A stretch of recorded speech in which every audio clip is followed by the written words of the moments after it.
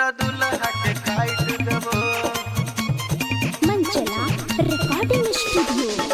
सुन सुन के तू हर जाई करी है ने तू बेवफाई तोहर सूरत देख के हम हूँ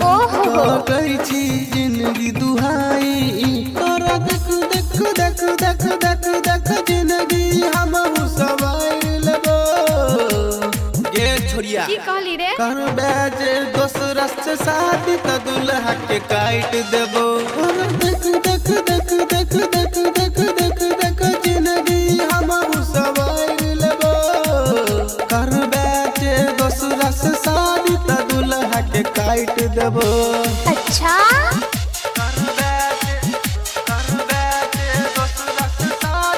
डीजे विकास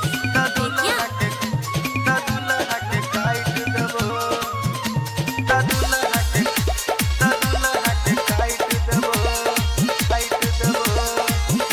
हमरा सपना के तू रानी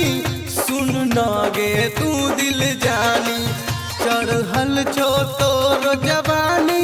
चढ़ल छे हमरो जवानी मुझे तोड़ दो हमरा सपना के तू रानी सुन न गे तू दिल जानी चढ़ल छो तोर जवानी चढ़ल छे हमरो जवानी बाबूजी से कह के हम रिश्ता लग एगो के मुँह मोड़ी है हमसे नहीं तो मर हम जेबो तोरा देख देख देख देख देख देख जिंदगी हम सवार लेबो ये छोड़िया की कहली रे कर बैज दोसरा से शादी त दुल्हा के काट देबो देख देख देख देख देख देख देख देख जिंदगी हम सवार लेबो कर बैज दोसरा से शादी त दुल्हा के काट देबो।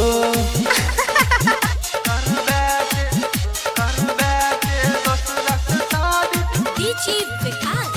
देखिया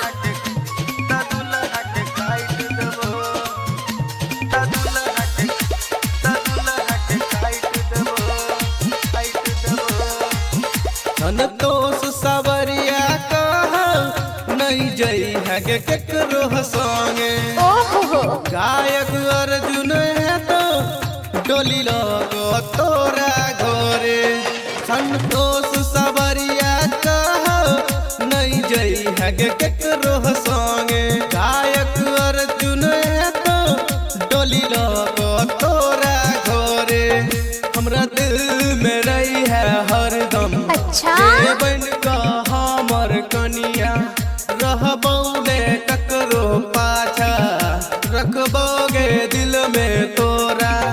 तोरा देख देख देख देख देख देख देख देख जिंदगी हम सवार लेबो कर बैज दोसरा से शादी त दुल्हा के काट देबो देख देख देख देख देख देख देख देख जिंदगी हम सवार लेबो कर बैज दोसरा से शादी त दुल्हा के काट देबो। presented by Savaria Music. Savaria Music.